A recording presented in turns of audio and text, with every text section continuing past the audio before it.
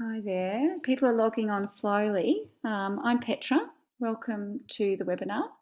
Hopefully you can hear me. Does everybody mind, just before we get started, hopefully you can see somewhere on your page, there's a place that you can write me a question, or me or Faye a question. Just to let us know that you can hear us, the volume's okay, and that you can see the screen which says health creation in pregnancy. So if you wouldn't mind just typing a quick hi or hello or yes, I can hear you or something along those lines. Okay, looks like, sorry, I'm not very good at this technology. So, oh, hi. Good. So I thought it came up. Thank you. The next person. Good. It sounds like you can all hear me and you can see the screen. We've got a few more people logging on, so won't be set. Grab yourselves a cup of tea, herbal tea, and we will then get started. And I've got Faye next to me too, so hello. She's ready as well. So let me just check. Is everybody having a nice night? It's beautiful weather. Has anybody got any questions that they want to type in now before we even get started? And I can just make sure that we're going to cover it. Okay. Actually, some people I haven't heard from. If you can hear me and see the screen, press, if you could type in your question place, hi, can hear you, all fine, or something like what other people have put. There just seems to be a few of you that maybe haven't had a chance to write anything down yet, or it's gone somewhere else and I can't find it. No, that's not it. Yeah, I've got yours. It's just for those that are still logging on, welcome. My name's Petra and I've got Faye next to me as well. And we're just checking if everybody can hear us and see the screen with a pregnant belly and some wheat on it. So if you can find your question space and just write a little message to me to let me know that that's all good. Great, thank you. There's another one. Anybody else? Before we get started, it's yeah, we're only a few minutes over, so don't want you to miss out on stuff. We've got lots to share. Okay, someone else has just logged on. The person's just logged on. Can you just let me know that you can hear me and see the belly on the screen by just finding your question area and maybe just typing a little message to me? Nothing rude.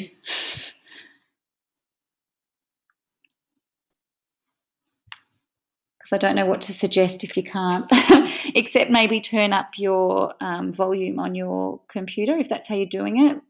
I'm not sure if any one of you are doing it via phone. I think most people will be doing it via your computer. So let me know that you can hear me and see me, and then we'll probably just get started. So just while you're waiting, just have a little think about where you're at. You know, you might be trying to get pregnant, you might be already pregnant. Just have a little think about what you're wanting to get out of it, and we'll obviously do our very best to fulfill what you're wanting. All right, I think we'll assume everyone can hear us and see us so that we can get started. So welcome, first of all. It's lovely that you've been able to take part in our webinar. You will not be seen and you will not be heard, but the way you can communicate with us is via typing in your questions or your feedback or answering our questions or any other information you would like to pass on to us. So yeah, go ahead and do that. So my name's Petra Jolly. I think I know quite a few of you. I'm an acupuncturist and I've got a clinic, which you'll see there, Newtown Natural Fertility, who specialise in fertility, pregnancy care, and we're doing some babies as well with Faye. And next to me, as I said, I've got Faye Kendall, who's a cranial osteopath. She can maybe introduce herself a little bit more, or do it now. Yep, that's fine. Hi, I'm Faye. So just wanted to echo what Petra was saying, and thanks for joining us. I'm an osteopath who treats a lot of pregnant ladies and babies. Just area of interest of mine. It's really great to be able to share some knowledge with all of you.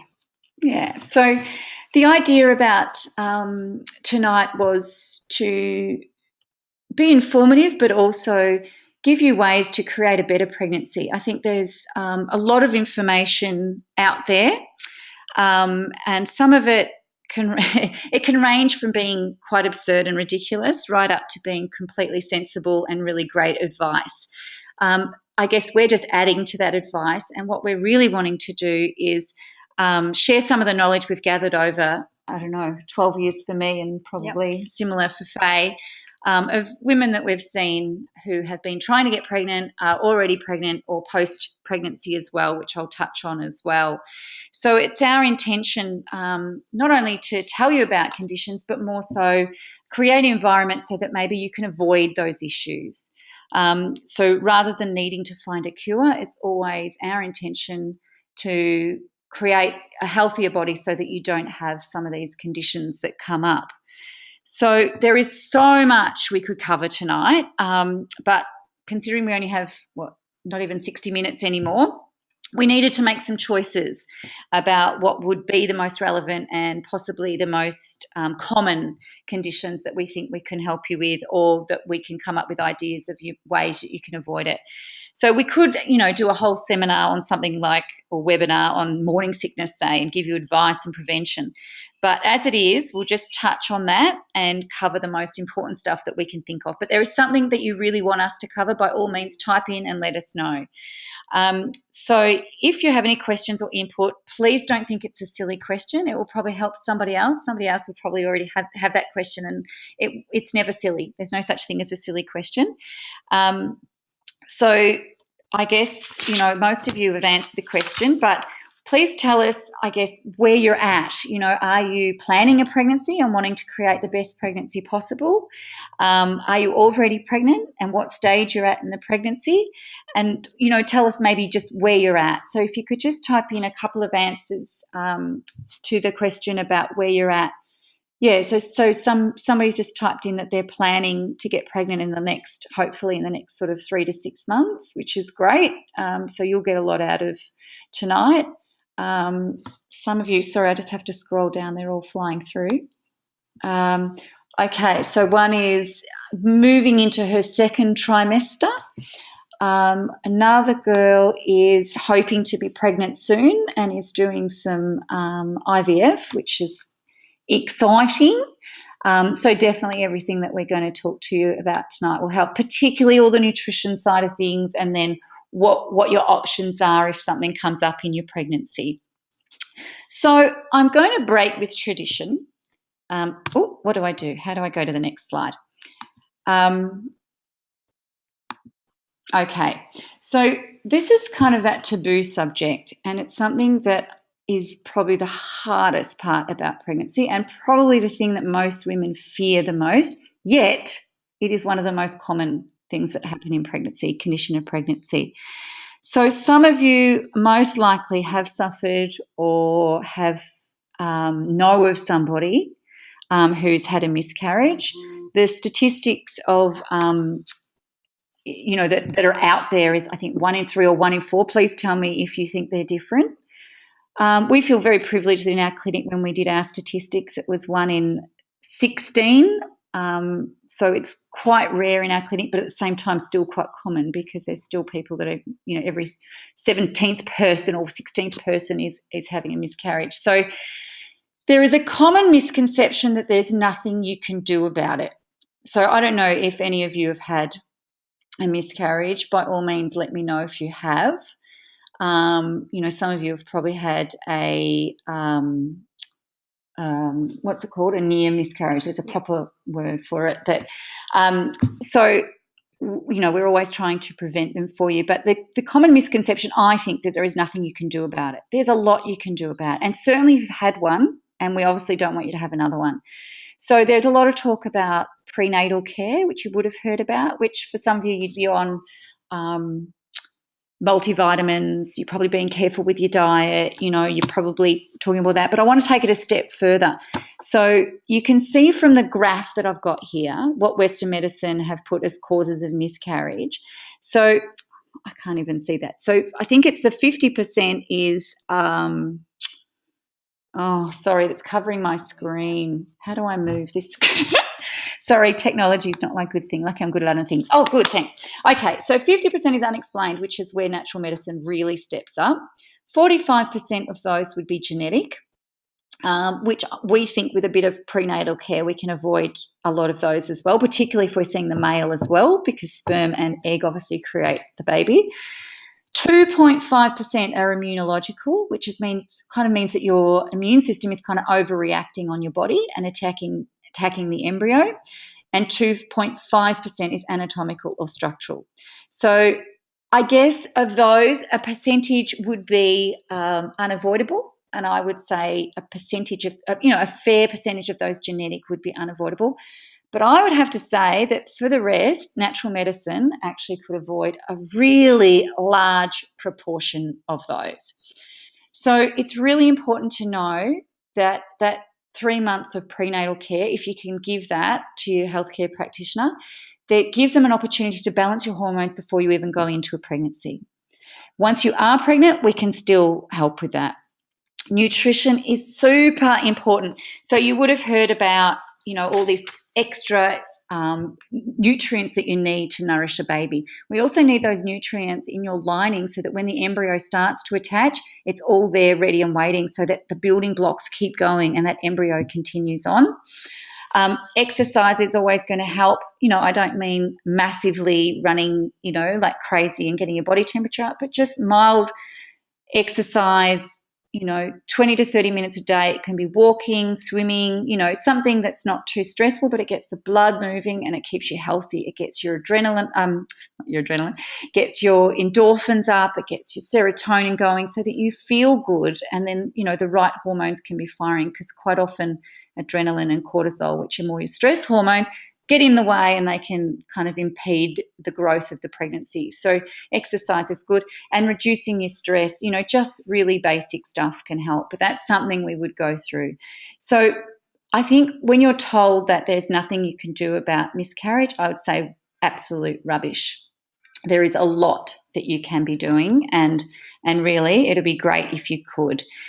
And if you're in the early stage of pregnancy and you are worried about miscarriage, or you've had some bleeding, then, there's things we can do for that as well, whether it be, all the advice that we give you, or whether in fact that you take some of that on yourself and find someone to help you with the hormones. All right. So is it normal to feel different? For those of you that are pregnant already, did you feel pregnant? Did you know you were pregnant before you were told, or was it really obvious in that first few weeks? Can you just give me an idea?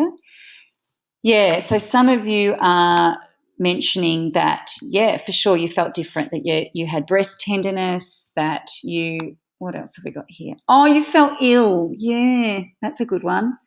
Yeah, so another person said that at 6 weeks, by the time she was 6 weeks, the symptoms really started to kick in. And yes, it is normal to feel different. Of course, so much is going on. You're getting massive hormone shifts, and hormones are responsible for a lot of conditions. So you're getting an increase of progesterone from really early on, which is really important because it thickens your lining and supports the growth of the pregnancy. Oh, minimal symptoms. Okay, that's good. And I felt normal. Oh, that's good. So maybe those, and I know who it is that felt normal, and I'm pretty sure she's a healthcare provider herself and was probably really good with her prenatal care. Am I correct? Yes. So minimal symptoms is great. That's exactly how you should feel. It is normal to feel different, but it's not normal to feel revolting. So lots is going on in the body, massive hormone shifts, lots of extra progesterone. The boobs are changing shape, the belly's changing shape, the uterus is growing from walnut size up to a grapefruit size within the first, well, we say 12 weeks, but it's not actually 12 weeks, is it? Because by the time you find out, you're already 4 weeks. You've got higher blood volume, which brings on certain symptoms. You've got extra nutritional needs. So, you may notice that you feel this overwhelming lethargy. That's probably one of the most common symptoms that I hear in our clinic, that they're just exhausted, and that's because your baby's taking what it needs and it's growing and the lining's growing and everything's happening so that you do get that overwhelming lethargy. Ligament and tendon relaxation, Faye's going to actually cover that a little bit more than I will at this stage, but certainly as you go on in the pregnancy, as the relaxin hormone kicks in, which is going to allow your baby a passage out of the body and will soften the cervix and help with the dilation, it can lead to other aches and pains in the body. And also, as you change posture as well, your boobs, as I said, get bigger, but then the belly starts to get bigger, your back starts to curve, and the breasts start to pull on the neck. So all these things are normal, but they also shouldn't be causing you too much grief, because there's stuff that you can do about it. So, and extra fluid as well. So you might notice that just physically you're going to get extra fluid, which will nourish the baby and the amniotic fluid and keep that all healthy. But at the same time, you may end up with a bit of edema or swelling around the ankles, and there's different conditions that are linked to that. You also might get some nasal congestion. That's a common one as well. That would also be coming from that extra fluid that's going through the body. So absolutely 100%, it's normal to feel a bit different, and there's very valid reasons for that, and really it's because it's supporting the baby's growth. And you'll notice from my little picture here, Faye, can you move that out of the way again? I hate this technology. Right, and it says, I don't have a pregnancy brain. That's a ridiculous myth. Now please get me the box of cereal I put in the fridge.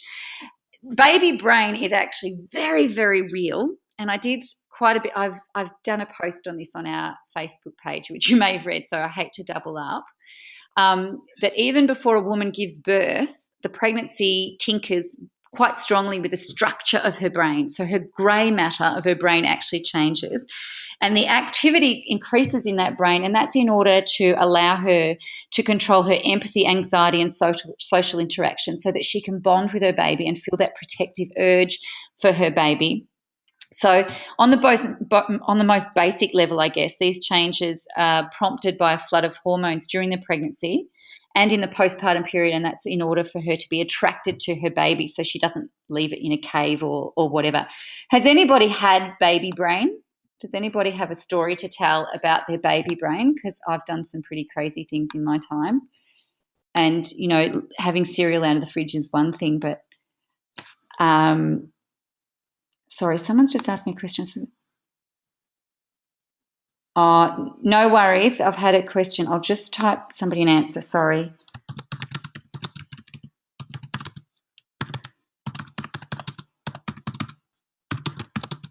Just so you know, I am taping this. So if you need to go, by all means, you head off, because we are taping it, and we'll put it on our website so that you can watch it later. Okay, so the interesting thing is about the mum connecting is also that the father, his brain changes too. Now, obviously, that's not to do with the hormones of pregnancy. A man's parental brain is kind of supported by his, they call it a socio-cognitive. So basically his connection with the baby, and it grows that way. So the more time he spends with the baby, the more his brain changes. And I thought that was rather interesting too. But that actually makes you a little bit forgetful. It makes you a little bit foggy, a little bit less able to concentrate. So it's a very, very normal part of it as well. Okay, so my next slide is it normal to feel terrible? Well, I've kind of answered that as we've gone along. Absolutely not. I think I see a lot of girls in the clinic, they may not be able to walk properly, or their nausea is so overwhelming, or they are exhausted beyond belief, or there's just so many things that have got out of control that we could actually help them with. So definitely prevention is better than cure. Certainly nutrition is a big one, I think, particularly with what I'm going to talk about next. there's a lot that you can do about that. So getting on to morning sickness. Anybody suffered from morning sickness? Some of you said that you were a bit yucky. So we do a lot of morning sickness, and with really great results as well. So there's been a lot of research to say that acupuncture particularly is a safe and effective treatment for morning sickness. So, that's an option for you as well. Nutrition's the big one. So the key with morning sickness is to try and eat a little bit often rather than trying to eat too much at a time. And also we're wanting to eat foods that calm the nausea down, help balance the hormones, and also are rich in folate, rich in calcium, and rich in magnesium, which can also be the cause of why you're getting the morning sickness. So, for example, folate, which is vitamin B9, it would be really great for you. I'll just give you the top 3 maybe, and they're probably ones that, you would all know are very healthy. So beans, particularly black-eyed beans, the little white ones with the black eyes, when they're cooked, they're fantastic at balancing the hormones and helping with morning sickness. But with morning sickness, you'd probably only feel like a tiny amount, even making it into a broth and then adding some veggies and a few of the beans in as well. Cooked lentils are a really good form of folate, but also help with the hormones. Raw spinach is also good. Avocado is actually great as well, and broccoli.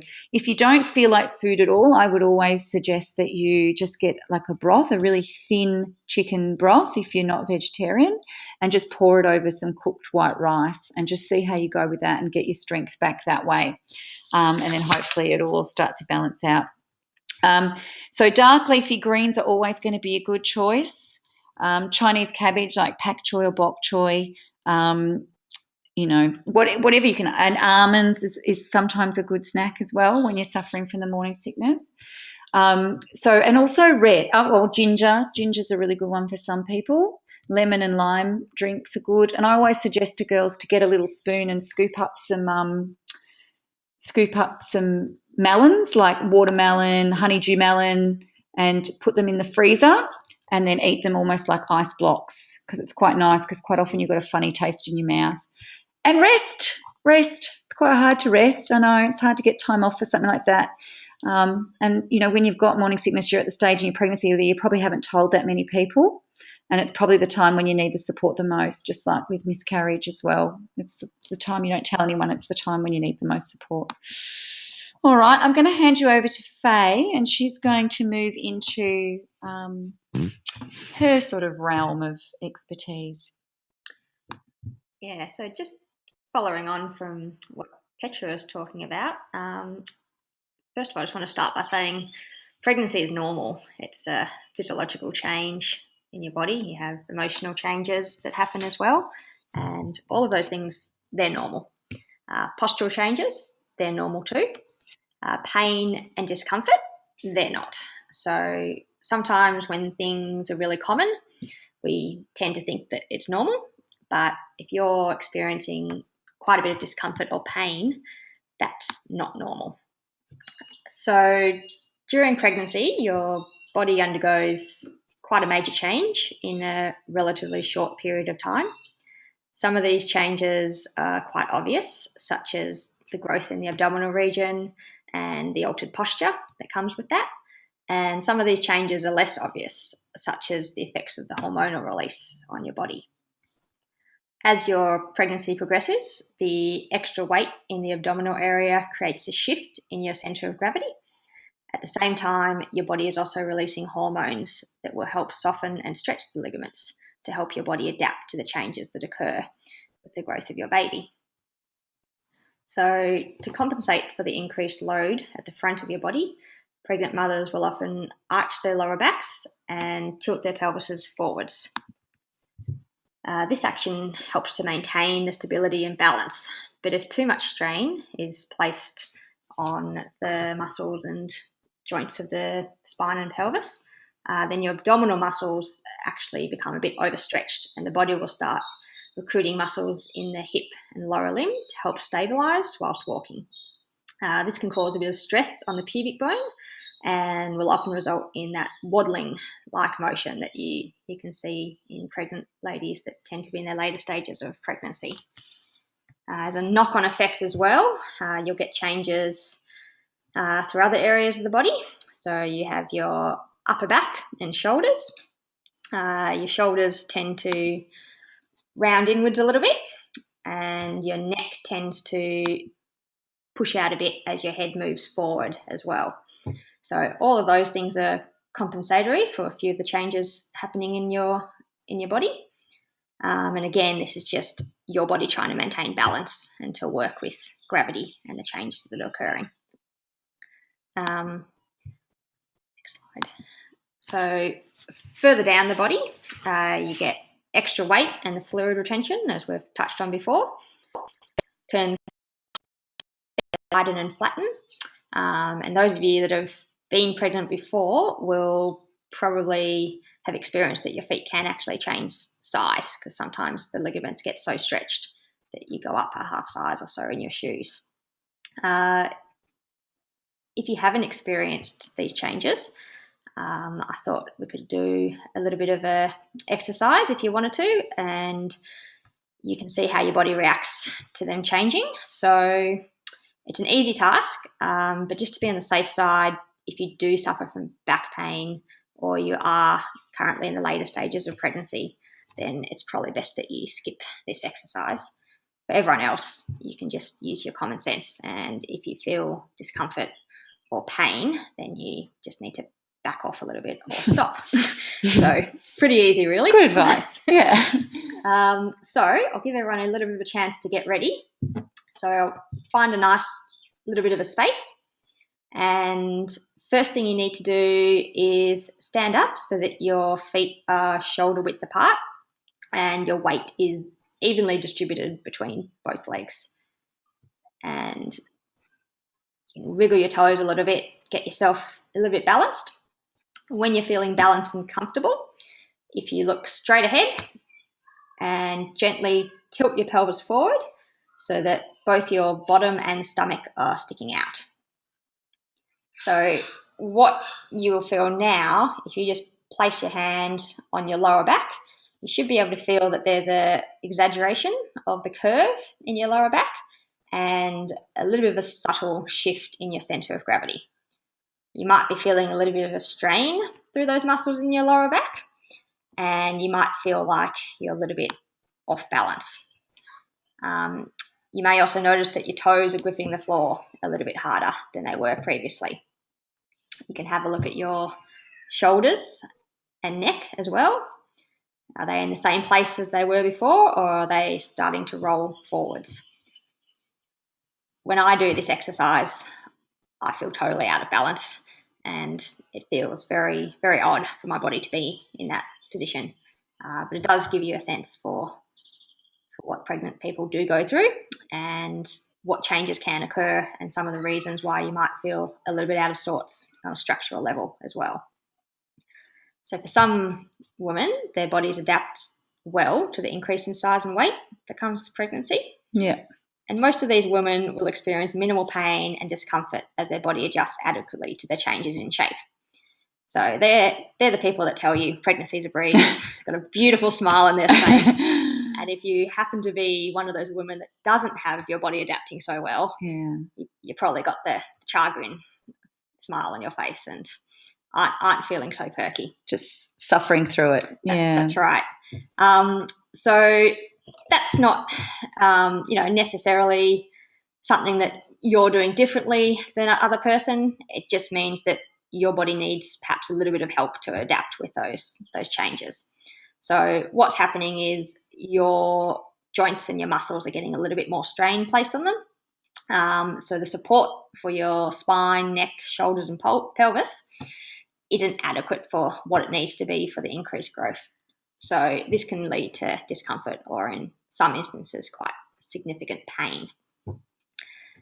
So that leads me on to talking about some of the common complaints that tend to be related to postural change.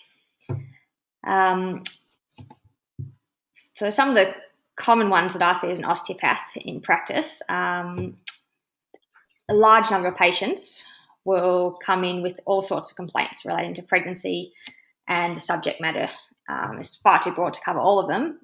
So I'm just going to focus on the ones that I really see on a day-to-day basis. One back. Back one? Yeah, I think so. Yeah.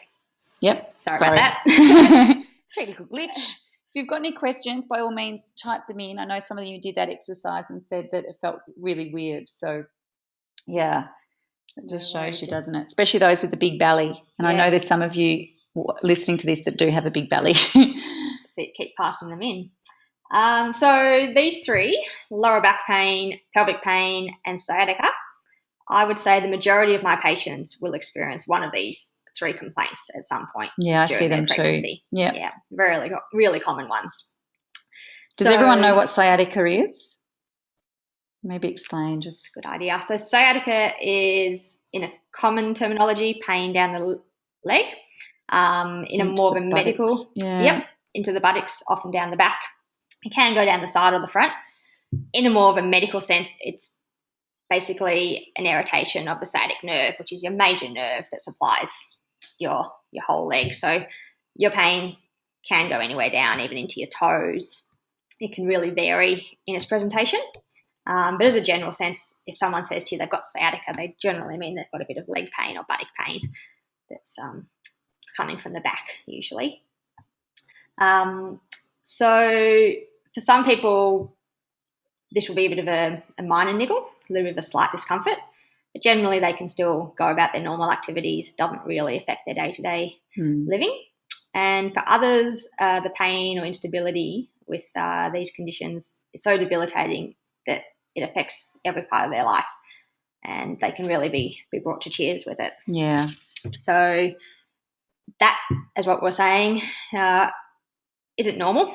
We don't want you to be going through that. And there are things that you can do to help prevent that sort of thing.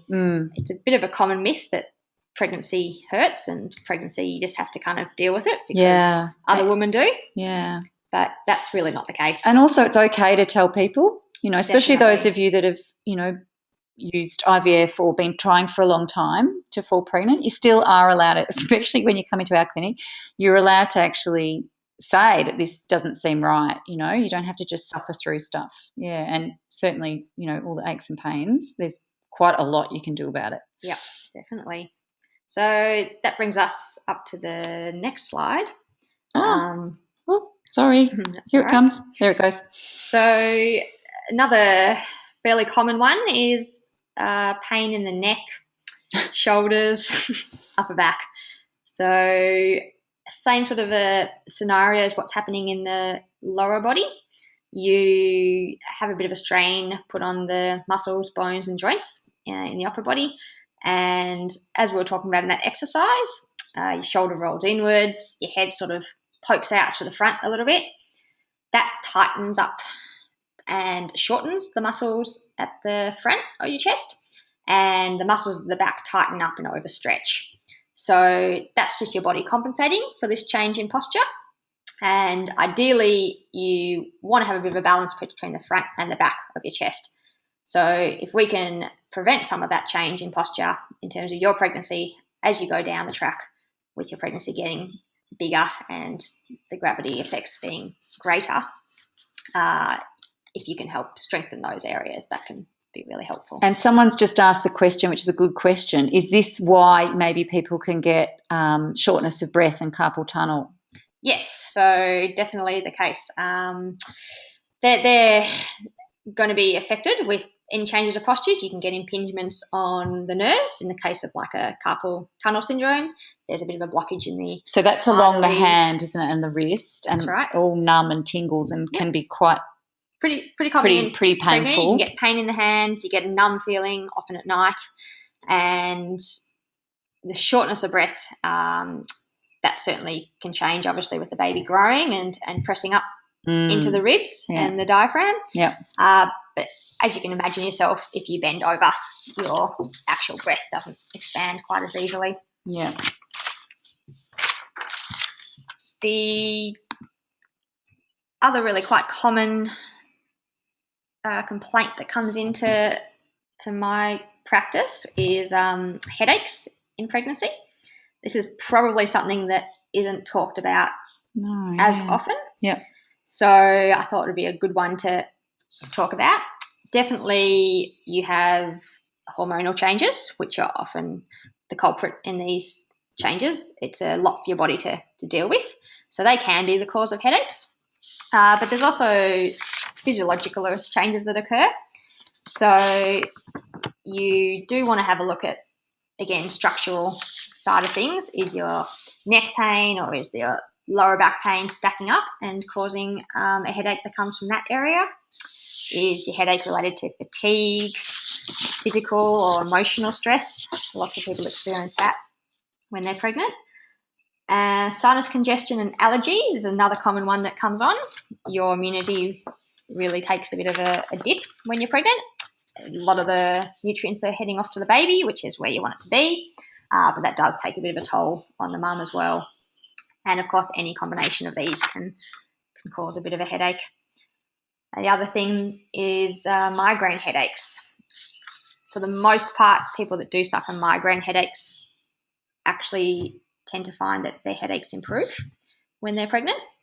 Part of the reason for this is migraines are thought to be caused by abnormal functioning in the blood vessels of the brain, and with the increased blood flow moving into the tissues, there's thought to be less spasming when pregnant. So if you are a sufferer of migraine, often they're less severe when you're pregnant. Has anyone else found that in their pregnancy, that things have improved rather than got worse? Because that's always nice to hear too. Absolutely. I've had quite a few patients that have reported that with their migraines improving.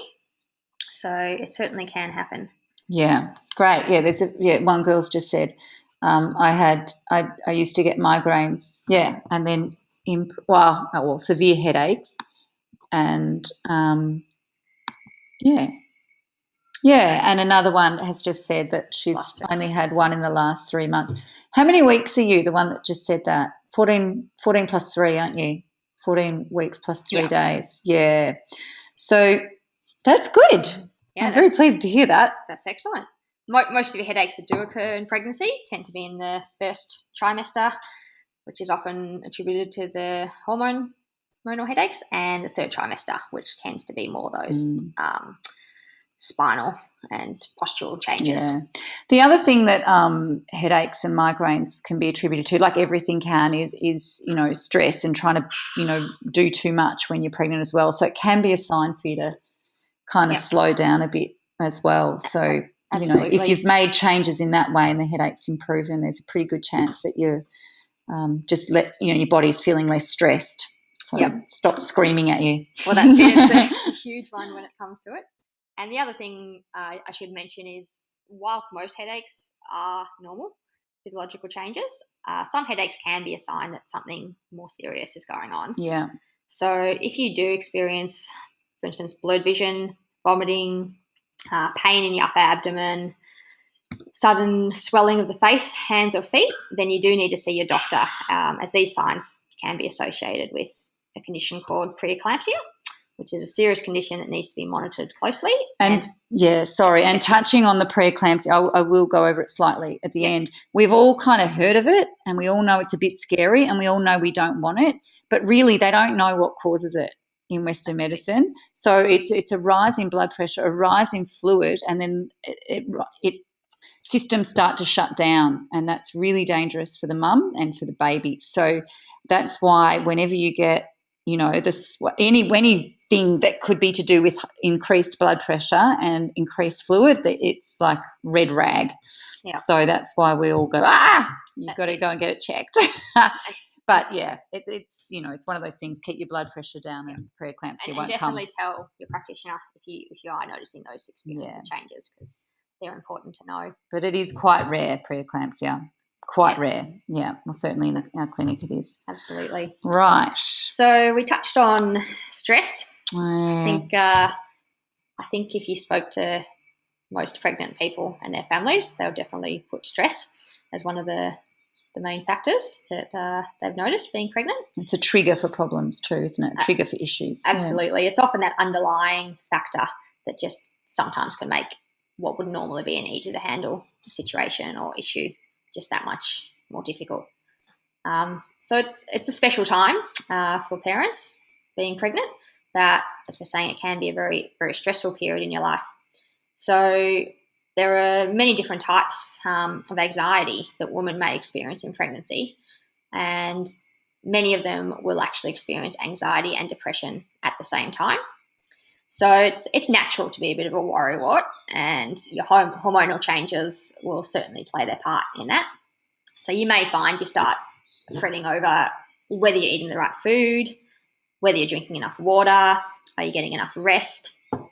It's also normal to worry about whether your baby is healthy, what sort of parent you will be, what changes will happen in your current life once the new baby arrives. Feel free to write down any worries that you've had, because these are all really, it is, as you say, as special as the pregnancy is and as fantastic as it is and how exciting it is, it brings a whole new life to you, really. It brings a whole new kind of basket of worries. Definitely. Yeah. So if there's anything that's worrying you in particular that you'd like to share, then absolutely, somebody else is probably feeling the same way, to be honest. Yeah. And that's it. I think whatever the case or whatever it is the cause for your particular worry, if you have someone, whether it's a partner or your local your GP or your other healthcare practitioner or even a close friend, if you have someone that you feel like you can talk to about that, you often feel a lot better. And if you do need to have a bit more of a chat to someone, that person can often help point you in the right direction. Yeah, because there's some really good systems set up now. There's a few good places in Geelong. If I think most of you are from the Geelong area. Yep. That we can actually, tell you about if you need a bit of support. And it's okay. It's okay to be not okay. That's kind of, it's as joyful as you are doesn't mean it doesn't come with its concerns. Yeah. No, that's a big one. So how do you know when those worries sort of develop into something that's a little bit more? Which this can be a bit of a tricky question to answer. Many of the indicators for anxiety and depression overlap with symptoms that are commonly attributed to pregnancy itself. So some of those are changes in your appetite, changes in your energy levels, lack of concentration, or changes in your sleeping patterns. Yeah, like insomnia is a big one, I think, and it's particularly once you've had the baby and the baby's sleeping and you're not. I reckon that's a bit of a sign. If you're not able to sleep even though your baby's asleep, this is at night, then that can be a bit of a trigger.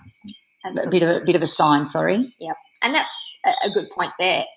In terms of your anxiety, your stress, and depression, these things are things that can really carry on after you've had the baby. A lot of your physiological stuff goes back to normal quite quickly. Your body can regain its shape quite quickly. But some of the things that have changed in other areas are actually, they tend to stick around a little bit longer. So some of these things can certainly pass over into other areas of your life. So the same sort of advice applies for that as well. If you have someone to talk to, that would be very good. So as a bit of a guide to help if you're worried for yourself or for someone else, divided it up into sort of 3 key areas that anxiety or depression may present itself in. So the first one is in your body. So you might experience tightness in your chest, difficulty breathing. You might have a sore stomach or the butterflies in your stomach. You might find you have a loss of appetite.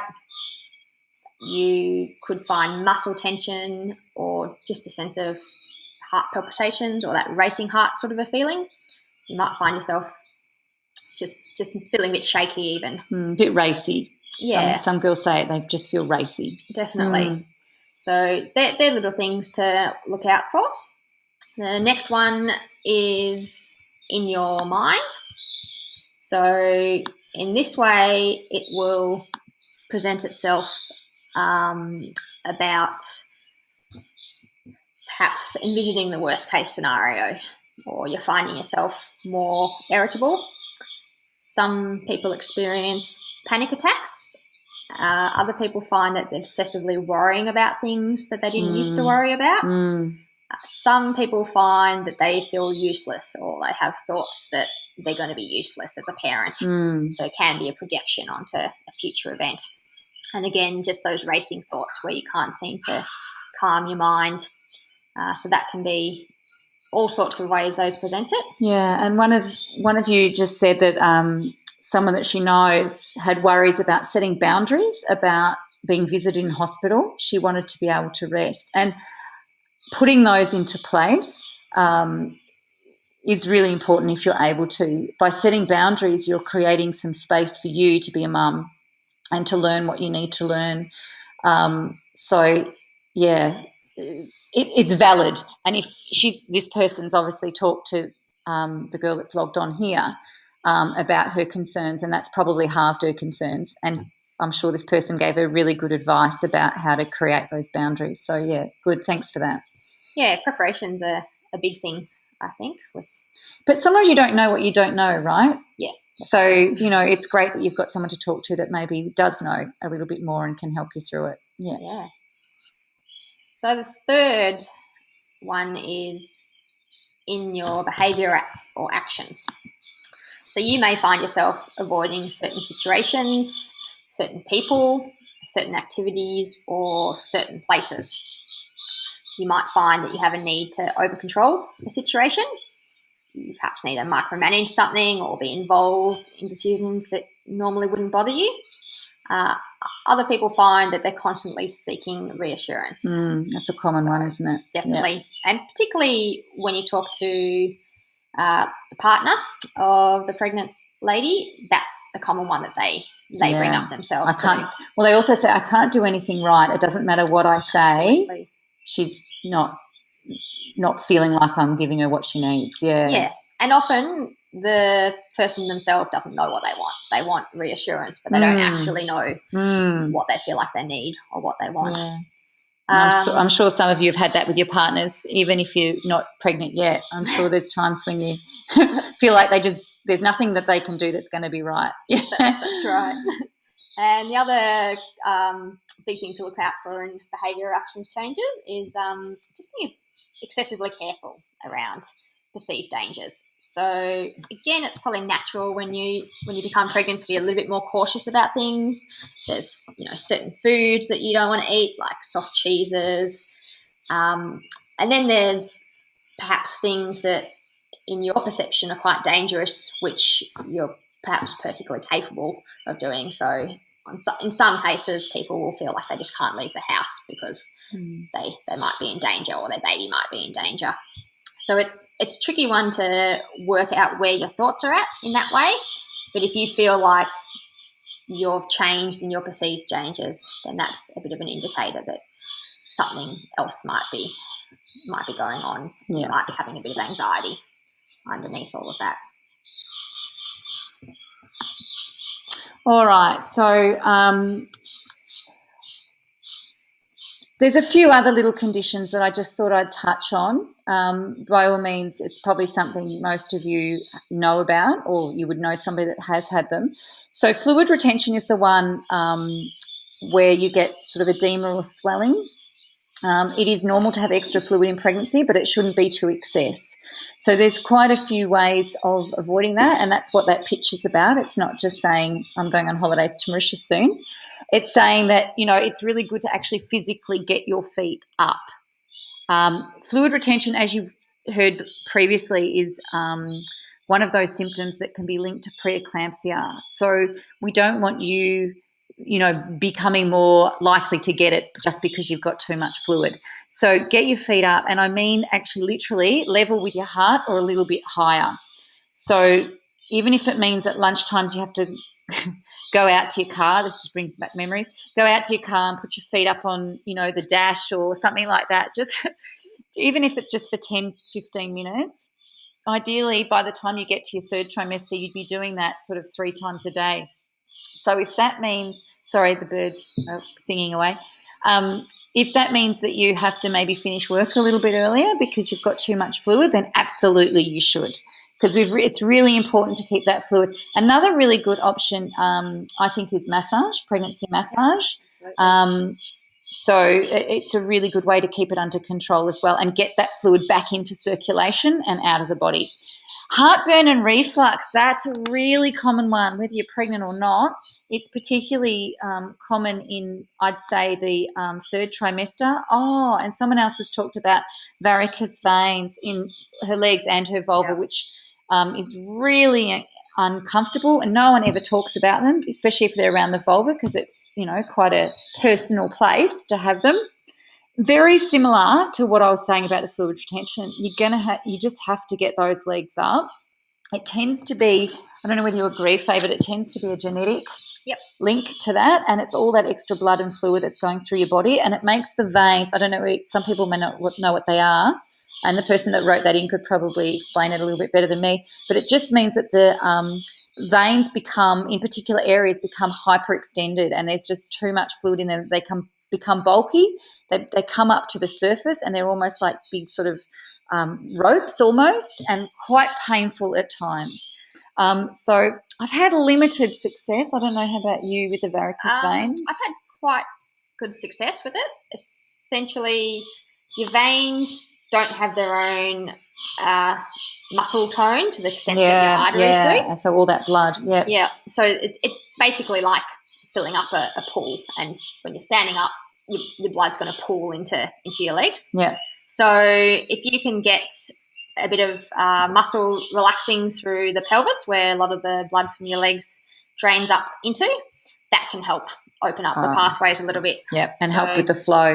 And magnesium-rich foods seem to help, and vitamin C would be a good choice. And or vitamin C-rich foods or supplements. On magnesium there, another common thing with pregnancy is restless legs. Oh, yeah. So we do a lot of that. Yeah. And magnesium is very, very That's good where for your helping. legs feel like, particularly at night, it tends to be more in the afternoon and night, and it feels like your legs just have to keep moving. Yes. So hopefully no one suffered from that, because that's just pretty horrible. But, yeah, there's ways of treating that. So heartburn and reflux, just quickly, is a common one. It's caused by the valve at the top of your stomach relaxing due to the progesterone. A lot of people don't get it, but unfortunately quite a few do. I find acupuncture works beautifully for it, and very, very rarely would I have a patient that needs to take heartburn or reflux medication, which is great. But there's things you can do at home as well. Small amounts of food often take time. Make sure you've got enough time after your meal to be sitting up and let it digest a bit before you're going to bed. So, maybe it means eating dinner a little bit earlier. Sleeping on 2 pillows can help, but I find acupuncture, and I would say osteo would help heaps as well. So there's lots of choices with that, but it is uncomfortable, and it does happen because the progesterone has relaxed the valve, but also the baby is, especially in the third trimester, is pushing up and putting some physical pressure on the esophagus, on the stomach as well, and pushing the gastric juices up. So hopefully no one's getting that. Hemorrhoids is another one that's a bit embarrassing. It just means that, again, we've got a little bit of a protrusion coming through the anus. Usually it's from suffering constipation, and it's just from straining, and then we get a little bit of, what is it? Inflammation of the blood vessels. It's just inflammation of the tissue almost, isn't it, around the anus? Yeah. And it's very... Well, more so it's embarrassing when you have to tell somebody. They give you hemorrhoid creams, but I find we can raise the energy up and fix that pretty easily as well.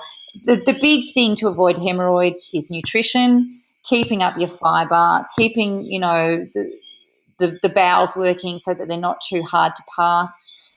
Constipation is such a common issue in pregnancy too. But again, I honestly think that you could probably treat that most of the time with pretty good nutrition and plenty of fluid as well. Yeah, and there's probably, other ways of doing it. So less common conditions. We've touched on the varicose vein, so I won't double up on that. You can see from the image that I've put, there's placenta previa. You've probably heard of that. Hopefully you haven't had it. It's not life-threatening, but it means that you can see from the picture we've got a normal placental attachment where the placenta's out of the way of the cervix. The cervix is where the baby actually comes out. So the cervix opens and that's how your baby's going to be born. But when the placenta gets in the way, so this one's a complete one. There's also ones that are called partial, where it's partially covering the exit, and usually they move out of the way. But when it's complete, there's not many options. They have to do a cesarean for you. Otherwise, the baby can't get out, plus you'd probably hemorrhage. So that's why they do have to ultrasound. I don't believe in too many ultrasounds, but certainly the 19, 20-week one is where they would be looking for that. And preeclampsia we touched on as well, which is where the blood pressure goes up.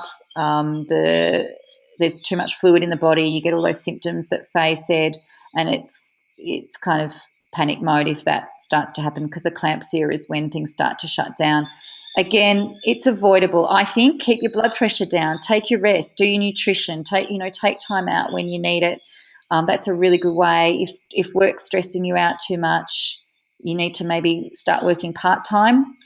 I know we're not all made of money, but it's really important to keep that blood pressure down. Your body will give you signs and symptoms before it becomes preeclampsia, so we just have to listen to that. Okay, so when your baby is near or here, in the clinic we do quite a lot of natural labour inductions. Generally we sort of start to prepare you for labour, 4 weeks out. Yes, Faye's probably very similar. Just starting to soften and, work on baby's position. It's really, look at that cute baby, melts my heart. Head down, try and make sure Bubs is not breached, make sure it's in a good position, and help, strengthen the muscles so that, and increase the blood flow to the muscles so that you're ready for good, strong, clean contractions and a really clean kind of exit. That's all we want to do. We want the pelvis to open and Bubs to come out, be in the right position, and it'll be as good as it can possibly be. Mastitis is something that pops up quite a bit too. It's generally, I find most people that I see don't get mastitis, but I know it is very common. And there is things we can do. There's herbs and there's acupuncture, and there's a lot that Faye can do with lymphatic drainage. It's blocked ducts on the breast, and they can get infected. So I'll just make sure nobody's asking me some questions while I'm flying through this. No, good. And the other big one is postnatal depression. So the signs and symptoms that Faye was talking about with anxiety can happen during your pregnancy or after your pregnancy. Either way, it's just as concerning. I find maybe with the postnatal depression, quite a bit goes undiagnosed because you just feel like it's normal.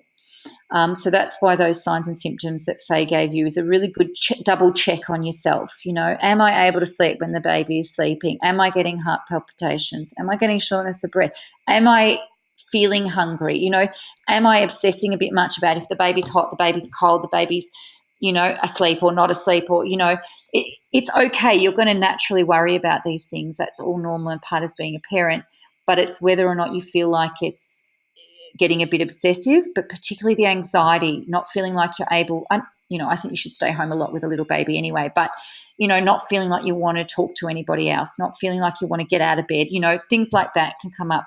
I find it's more an anxiety. They shouldn't probably call it postnatal depression. I would call it postnatal anxiety.